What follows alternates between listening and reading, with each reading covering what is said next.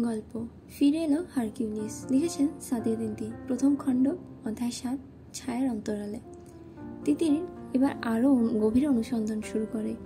নির্ভীক কি শুধুই একজন আইনজীবী, নাকি এর পেছনে আরেকটি গল্প আছে? তিতির আর সৈকতের পরিশ্রম এক নতুন অন্ধকারের রহস্য উন্মোচন করে।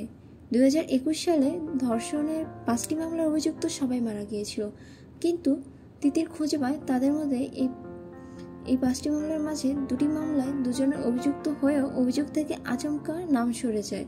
রাব্বি শেখ এবং আরিফ মাহমুদ এই নামের দুজন ব্যক্তি, এরা দুজনই বিশ্ববিদ্যালয়ের ছাত্র, আর ওরাই আজিয়া নির্ভীকের মাধ্যমে মামলা চালাচ্ছিল।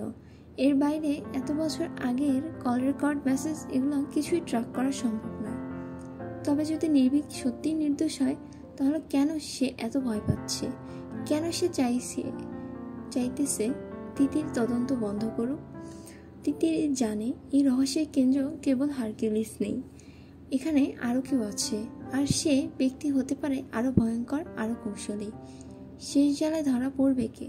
নির্ভীক যদি হারকিউলিস না হয়, তাহলে কি সে কাউকে রক্ষা করছে, নাকি সে নিজেই সেই ছায়া যে আইনের ফাঁক গলে অদৃশ্য হয়ে যায়? তিতির এবার নিজেই ফাঁদ পাতবে, আরো কঠিন ফাঁদ, কিন্তু সে কি নিশ্চিত যে সে নিজেই এই ফাঁদে আটকে যাবে না? তিতির জানে সত্য অনেক সময় তীক্ষ্ণ ছুরির মতো, যত গভীর প্রবেশ করবে তত বেশি রক্তক্ষরণ হবে। নির্ভীকের শেষ কথাগুলো তার মাথায় ঘুরপাক খাচ্ছে। তুমি ভুল পথে হাঁটছো তিতির, কিন্তু সত্যের সামনে দাঁড়াতে হলে ভুল পথেও পা ফেলতে হয়। তিতির তার অনুসন্ধানে কোনো রিপোর্টই তার সিনিয়র আনোয়ার সুলতানের কাছে পর্যন্ত জমা দেয়নি। তিতির জানে আনোয়ার সুলতান কোনো চুপ করে থাকা মানুষ নয়, তিনি তার অনুসন্ধানে অনেক এগিয়েছে, এটা তিতির নিশ্চিত। তবে তিতির চায় আনোয়ার সুলতানের আগে হারকিউলিসের কাছে পৌঁছাতে। রাত গভীর, শহর নিস্তব্ধ, চারপাশের অন্ধকারের মাঝে একাকী দাঁড়িয়ে আছে তিতির, নির্ভীকের অপেক্ষায়। পেরিয়ে গেছে 12 ঘন্টা। তার চোখ জ্বলে, শরীর ক্লান্ত, কিন্তু মন অস্থির। সে জানে আজকে রাতে বদলে দিতে পারে সবকিছু। অবশেষে নির্ভীক বেরিয়ে আসে, চোখে সেই একই ঠান্ডা আত্মবিশ্বাস। নির্ভীক সামান্য হেসে ঠান্ডা স্বরে বলে, তুমি যা চাও তা শুনতে প্রস্তুত তো? তিতির শক্ত হয়ে দাঁড়িয়ে থাকে। সে কি শুনতে চায়? তার মানে নির্ভীক জানতো যে তিতির এখানে শুধু তার অপেক্ষায় বসে আছে। নির্ভীক ধীর গলায় বলে, তিয়াস তানভীরকে কেন খুন করেছিল হারকিউলিস? জানো? তিতিরের বুকের ভেতর ধক করে ওঠে। তিয়াস তার ভাই। তিতির তার জড়ানো কণ্ঠ স্বর ঠিক করে বলল, তিয়াস নির্দোষ ছিল। নির্ভীক এবার সামনে এগিয়ে আসে। নির্দোষ? সে হাসে, তিক্ততা ভরা এক হাসি। তুমি জানো তিয়াসের বিরুদ্ধে ধর্ষণের অভিযোগ উঠেছিল? তিতির কেঁপে ওঠে, চিৎকার করে বলে, মিথ্যে।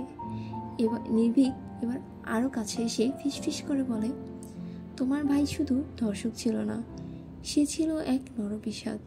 নির্ভীক মোবাইল থেকে একটি অডিও ক্লিপ চালায়, কণ্ঠস্বর অস্পষ্ট, কিন্তু স্পষ্টতই এক তরুণীর কাঁপা কাঁপা স্বর। ওরা সবাই মিলে আমায় আটকে রেখেছিল। তিয়াস বলেছিল আমার শরীরের প্রতিটি অংশ আমি যেখানে খুশি ব্যবহার করতে পারি। ওরা হাসছিল, একটা ছুরি নিয়ে আমার ত্বকে দাগ কাটছিল, বলছিল তোমার শরীরটা আমাদের জন্য একটা ক্যানভাস, আমরা চাই এখানে কিছু স্মৃতি রেখে যেতে। তিতিরের মাথার ভেতর সবকিছু ঘুরতে থাকে, চারপাশে যেন ঝড় বইছে, দম বন্ধ হয়ে আসছে তার পা টলতে থাকে। এই ভয়ঙ্কর ঘটনা তার ভাই ঘটিয়েছে? নির্ভীক বলে, তিয়াস শুধু ধর্ষণ করেনি, সে তার গার্লফ্রেন্ডকে শারীরিক অত্যাচার করেছে, তার সমগ্র শরীরে সিগারেটের ছ্যাঁকা দিয়েছে, অশ্লীল ভিডিও বানিয়ে ব্ল্যাকমেল করেছে, এবং শেষে যখন মেয়েটা পালাতে চেয়েছিল তখন তার বন্ধুরা মিলে তাকে একটা পরিত্যক্ত বাড়িতে ফেলে রেখে আসে। তিতির নিঃশ্বাস নিতে পারছে না। তিতিরের ধরা গলায় বলল, ওসব বানানো কথা। নির্ভীক শান্ত স্বর বলে, হারকিউলিস কখনো অপরাধীর স্বীকারোক্তি ছাড়া হত্যা করে না তিতির। তোমার ভাইয়ের ফোন রেকর্ড, সেই রাতে সিসিটিভি ফুটেজ, নির্যাতিতার ডায়েরি, সবকিছু আছে পুলিশের কাছে।